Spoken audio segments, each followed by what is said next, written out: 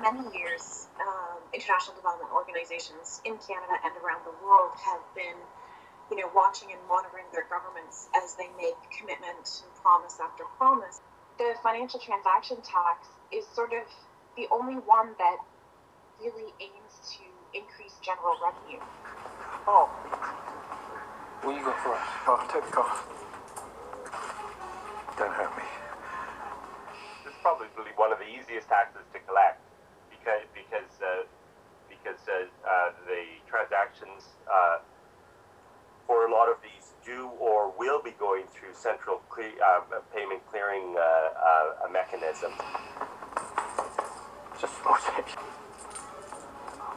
The people who are going to pay the tax are the people with lots of money, and presumably are also the people who could afford to pay the tax. So there is some element of sort of equity and justice to this. And if it's true that the banks admit they're just going to pass the cost down to the consumer, I would hope that if the consumer decides that they don't want to pay the tax, that they would send that message to the government. Presumably the government put in place some sort of policy that would make it difficult for these institutions to do that.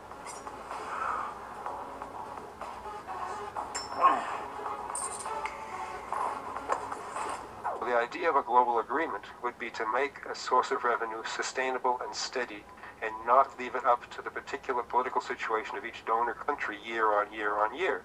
I think the problem is going to get worse in terms of a destabilized economy, and then also the needs in terms of international development. Don't worry, we'll spend it well.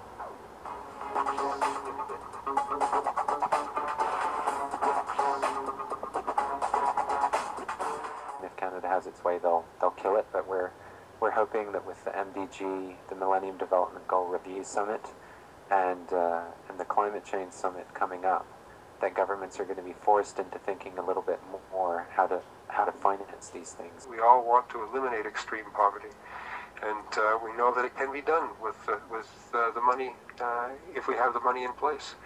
And boy, let me tell you, the stock markets certainly have that money.